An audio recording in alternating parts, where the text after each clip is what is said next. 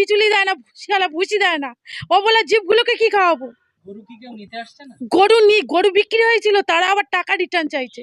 আমাদের যা টাকা দিয়েছিল টাকাগুলো তো আমরা খরচ করে দিয়েছি, তাহলে আমরা টাকাটা রিটার্ন দেবো কি করে? তারা গরু নেবে না। এবার সরকার কুরবানি বন্ধ করছে, বলছে গোমাংস খাওয়া যাবে না, ওর জন্যই টাকা রিটার্ন চাইছে। তাহলে আমরা টাকাটা তো খরচ করে ফেলেছি, আমরা টাকাটা আবার কোথা থেকে দেবো? এবার সরকারের উপরে পরিস্থিতি, সরকার যা করবে। সরকার চেষ্টা করুক যেন কুরবানিটা হয়, যেন আমরা এই গরিব মানুষ মরে না যাই। এর জন্য মরণ ছাড়া আমাদের কোনো লাইন নেই। কি লাইন আছে? আত্মহত্যা করতে হবে। দে না, হারা লোক তো এসে টাকা চাইছে, কাকে কি দেবো, কাকে কি বলে আমি করবো? আমার 22টা গরু আছে, 22টা গরুই বিক্রি হবে। বিক্রি না হলে সব লস, 30 লাখ টাকা লস। তাহলে আপনাদের সংসার চলবে কি করে? এর উপরেই বলছেন ঘর সংসার, তাহলে চলবে কি করে? আমাদের খাওয়া হবে না, আমাদের মরে যেতে হবে। আমি বাচ্চা মানুষ করবো কি করে? আমাদের তো জমি নেই, জায়গা নেই, আমাদের ব্যবসার উপরে সব কিছু। গরু বিক্রি হোক, গরু বিক্রি হোক। শুভেন্দু অধিকারীর কাছে একটাই অনুরোধ, গরু যেন বিক্রি হয়, গরিব মানুষ যেন না মরে। কুরবানি চালু করুক, হ্যাঁ এবারটা চালু করুক, সবাই সামনে বছরে সবাই আমরা বুঝে নেব। আমরা লোনটা শোধ করি, আমরা গয়নাগুলো করি। আমার নাম সোনালী ঘোষ। এখন তো এই সরকার বলেছে যে গোমাতাকে হত্যা করা যাবে না, 14 বছরের পরে করতে হবে। এখন এই তো আপনাদের কেমন বেচাকেনা হচ্ছে? বেচাকেনা তো হয় না, আসছে না, পার্টি তো আসছে না, বলছে গোমাতাই হবে না। তাই এক্ষুনি আমরা কি করব? উপায় কি? অন্তত এবছরটা আমাদের করতে পারতো না, ব্যবসা ছেড়ে দিতাম। যে ব্যাংকে লোন আছে, আমাদের লোনটা তাহলে মুকাব করে দিক, তাহলে ব্যবসা আমরা ছেড়ে দেবো। এক্ষুনি আমরা কি করব? গরু তো ভুসি দিচ্ছে না, বিচুলি দিচ্ছে না, আমাদের উপায় কি? তাহলে আমাদের আত্মহত্যা ছাড়া রাস্তা নেই, তাহলে আমাদের মরতে হবে। তাহলে গরুকে নমান্য ছেড়ে দিয়ে আসি, সরকার কি ঝাপারে করুক। হ্যাঁ, কি করব? আমাদের বিচুলি দিচ্ছে না, তাহলে এরা না খাবে, আমরা কি করে চোখে দেখবো বলো?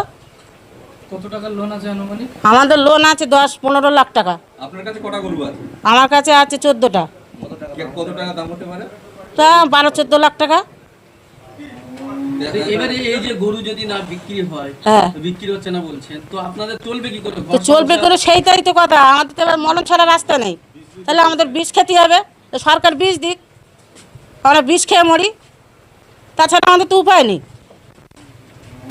তাহলে আমাদের ব্যাংকে লোন আছে, লোনটা মুকুব করে দিক। গরু ব্যবসায়ীরা এক হাট থেকে আর এক হাটে গরু নিয়ে যাচ্ছে, এক হাট থেকে গ্রামে গরু নিয়ে যাচ্ছে, তাদেরকে আটকে তাদের উপরে অত্যাচার, জুলুম, নির্যাতন করা হচ্ছে, মারধর করা হচ্ছে এবং গরুগুলোকে তারা ছেড়ে দিচ্ছে। আজ সবথেকে দুঃখ লাগছে এটাই যে আজ সে গোরক্ষক বাহিনী তারা কোথায়? আজকে হাজার হাজার মুসলমান ভাইদের উপরে নির্যাতন চালাচ্ছে, অসহায় গরিবদের উপরে নির্যাতন চালাচ্ছে। কেন? না আমরা গো হত্যা বন্ধ করব, গরু জবাই করতে আমরা দেবো না, গরু জবাই করতে আমরা দেবো না, গো হত্যা বন্ধ করব। আজকে আমরা দেখতে পাচ্ছি যে আমার রাজ্য সরকার, নতুন যে সরকার, তিনি মাসনাদে বসেছেন, বসার পরে তিনি কি বললেন? গরু খাওয়া কিন্তু বন্ধ করলেন না, তিনি বলছেন 14 বছরের পরে, 14 বছরের ঊর্ধ্বে আপনারা গরু কুরবানি দেন। তাহলে আমি গো রক্ষক ভাইদের কাছে অনুরোধ করব যে আপনাদের মানে যেনাকে মাসনাদে বসিয়েছেন, আপনারা যেনাকে নেতা হিসেবে সাজিয়েছেন, আপনাদের নেতা তো বলছে গরু খাওয়া চলবে, আর আপনারা বলছেন গো হত্যা বন্ধ করতে হবে। আমি গো রক্ষক বাহিনীদের দিকে দৃষ্টি আকর্ষণ করে বলছি, আপনারা এতটাই অবুঝ, আপনারা এতটাই অবুঝ যে আজকে গরু বিক্রি করছে কে? আপনারাই তো। গরু তো বিক্রি করছেন আপনারা, আর আপনারা আপনাদের কাছ থেকে যারা গরু কিনছে তাদেরকে আপনারা মারছেন। এর মতো কাপুরুষ আমার মনে হয় আছে বলে আর কেউ আমার মনে হয় না। আপনারা তো কাপুরুষের মতো কাজ করছেন, আপনারা কাপুরুষের মতো কাজ করছেন। আমি গোরক্ষক বাহিনীদের বলবো, আজকে আপনারা যাকে মাসনাদে বসিয়েছেন, আমার পশ্চিম বাংলার যিনি মুখ্যমন্ত্রী হয়েছেন, দেশের জনগণ যিনাকে ভোট দিয়ে মসনাদে বসিয়েছে, সেই মুখ্যমন্ত্রী বলছে যে 14 বছর পার হলে সেই গরু কুরবানি দেওয়া যাবে। 14 বছর পার হয়ে গেলে সেই গরু কুরবানি দেওয়া যাবে, কুরবানি দিতে কোনো নিষেধ নাই। আর এরা বলছে না, গো হত্যা বন্ধ করতে হবে, গো হত্যা বন্ধ করতে হবে। তাহলে এদের বিরুদ্ধে যারা গো হত্যার বন্ধ করার নাম করে, যারা গো রক্ষকের নাম করে, যারা অসহায়দের উপরে নির্যাতন চালিয়ে বেড়াচ্ছে, মারধর করছে, গরুগুলোকে ছিনিয়ে নিয়ে ছেড়ে দিচ্ছে, তাহলে এদের বিরুদ্ধে আমার রাজ্য সরকার কি স্টেপটা নিচ্ছে?